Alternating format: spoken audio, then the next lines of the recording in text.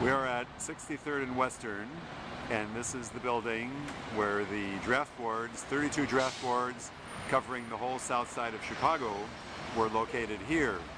And we rented an office in the building as a bookstore, and this is where we got into the draft board offices and removed a lot of the material, mountains of files and cards, and burned them outside. We did not endanger the building, or much less endanger the life of anybody in there or anywhere around here.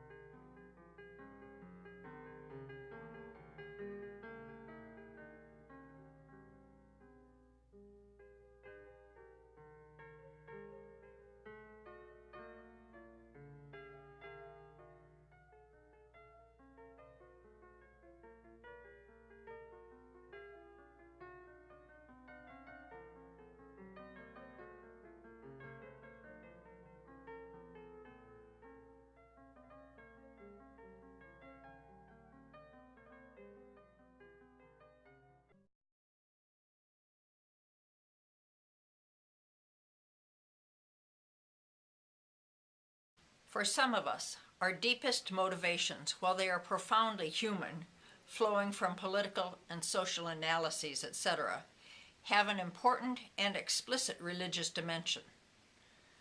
By the grace of God, this is true in spite of the fact that we are as turned off as anyone else by the many grave failures we find in the history of organized Christianity. Its reactionary stance toward social change, its often idolatrous self-serving, its rationalizations and justifications, its involvement in power politics for its own petty, narrow interests, its narcissistic preoccupation with ritual, ungrounded in action, and its anesthetizing and narcotizing effect on many oppressed people whose chief need is politicization. We also hesitate to speak explicitly of our religious feelings because we have seen how often the symbols, images, and themes of religion have been twisted and manipulated to serve man's desire for legitimation.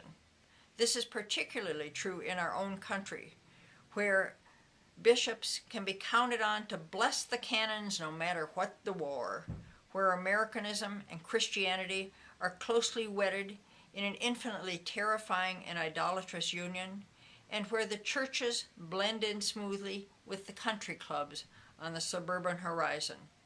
We are well aware of all this. We hope to change it, ever so slightly, for we believe that the Bible can be exciting and challenging, that Jesus lives today in our brothers, and that he can still renew and purify the church so that it can once again take seriously its prophetic, critical role in the world. This role, one might think, should be similar to that of Jesus himself, who promised his followers life and joy, and also opposition and persecution.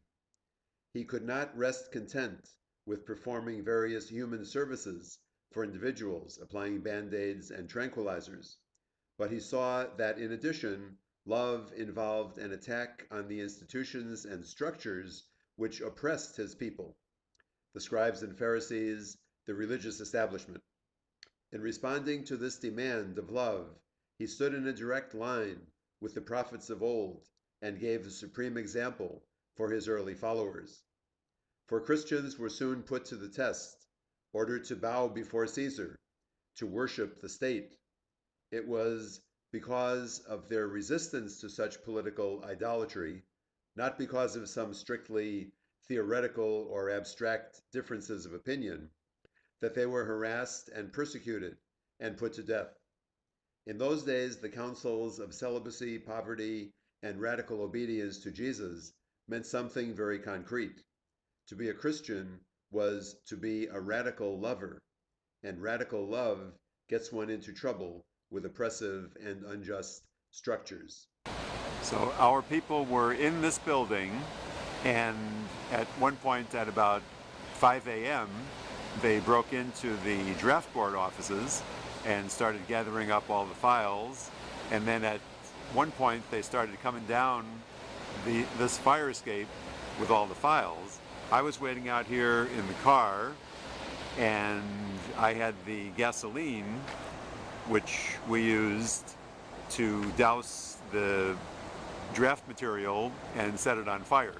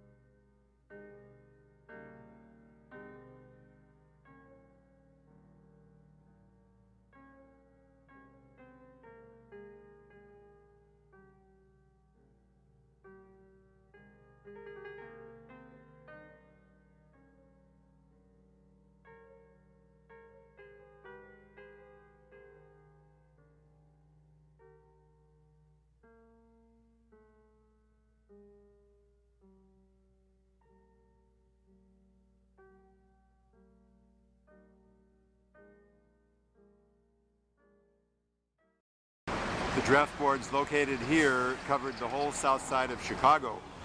And so the people who were registered here were members of minority groups, especially blacks and Hispanics, who were inducted and served in Vietnam in very disproportionate numbers. So part of our reason for choosing this particular set of draft boards was to dramatize that.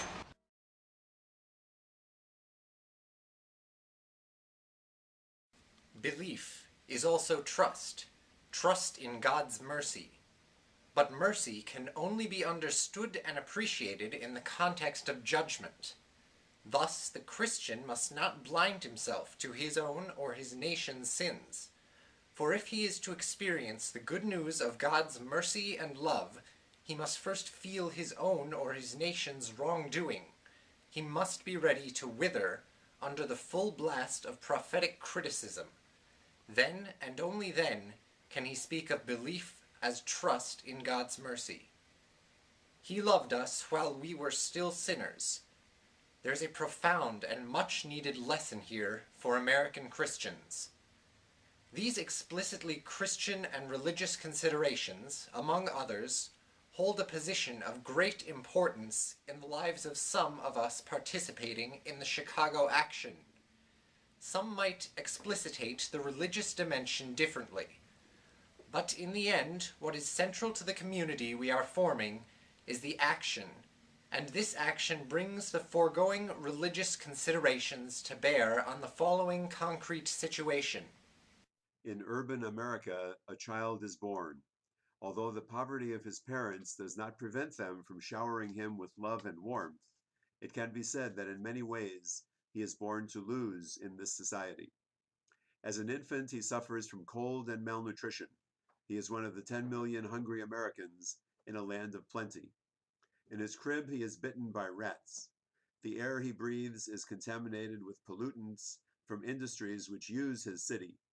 His lungs may soon show signs of TB, a disease notably more prevalent in urban areas than in the open country. If he survives early childhood, he enters the process euphemistically called education. He shivers in a cold classroom on a near-empty stomach, while his fresh, young, inquiring mind begins to be dulled.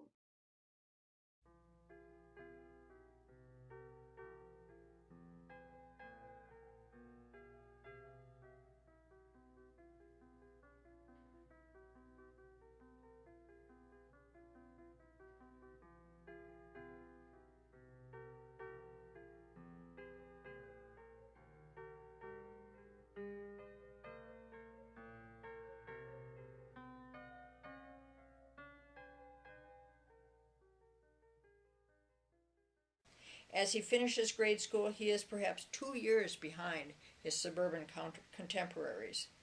In high school, the same crowded conditions and miserable facilities prevail. The young man is not one of those rare students who have the genius and strength to compete with their more advantaged counterparts for a place in the sun. American society has put too many obstacles in his way, stunting his physical and intellectual growth.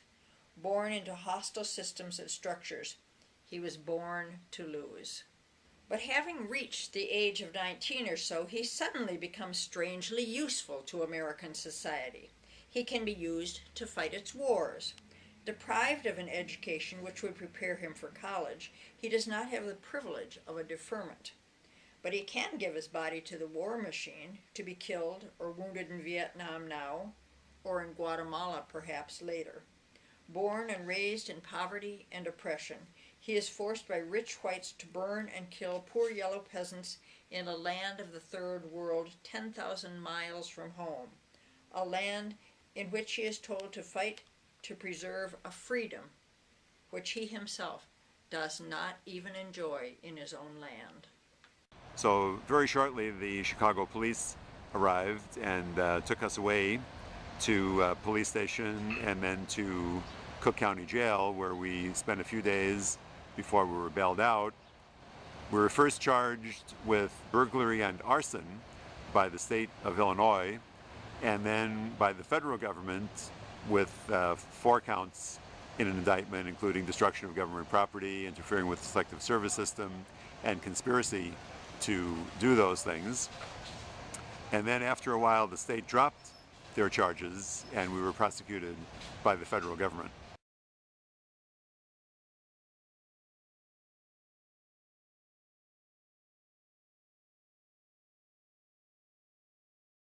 It is shameful that over 500,000 Vietnamese have died in this war, and over 1 million now live the miserable lives of refugees. It is almost incredible that our government has been ready and willing in its efforts to keep the world safe for democratic capitalism and to save face, to sacrifice 38,000 of our own boys, 13,000 of them during the past year while the game of peace talks in Paris has been played in vain. It is gravely damning to all Americans that we have allowed our government to saturate the countryside of Vietnam with more tons of deadly bombs than we used in both theaters of World War II. This is not the place to present in detail our analysis of the history and background of the American intervention in Vietnam, which we consider unjustifiable. There is available a plentiful supply of books and articles for any Americans who are concerned enough to take the time and energy to study them, an exercise in responsible citizenship and in basic morality, which the affluent comfortable, and complacent inhabitants of the American Empire have largely avoided.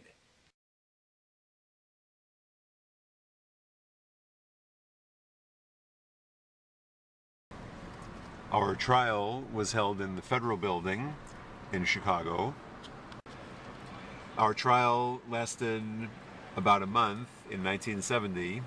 We tried to present some of our reasons for the protest action, but the judge basically refused to allow us to present anything about the Vietnam War or the draft.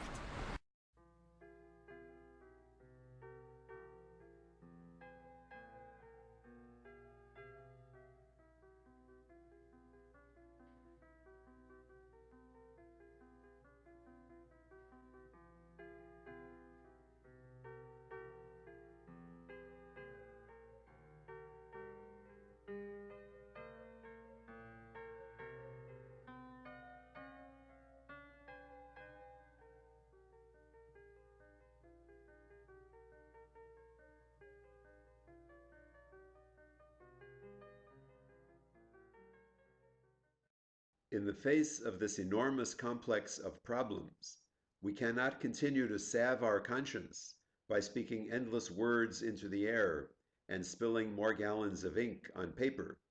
We find ourselves and others trying to live and affirm life in a culture of death, a culture in which death, like a monstrous growth, actually seems to be cultivated. The interrelated malignancies of racism, war, military spending, poverty, hunger, urban decay, pollution, third world exploitation. Where does this madness end? All these diseases and others are spreading wildly throughout the human organism, threatening to give death the final victory. We simply choose to extirpate one of these tumors, to perform surgery on one part of the body so that life may have a chance. Death-dealing paper must be gotten rid of so that human flesh can live. A peculiar kind of crucifixion in which the victim is nothing more than a collection of lifeless objects must precede human resurrection.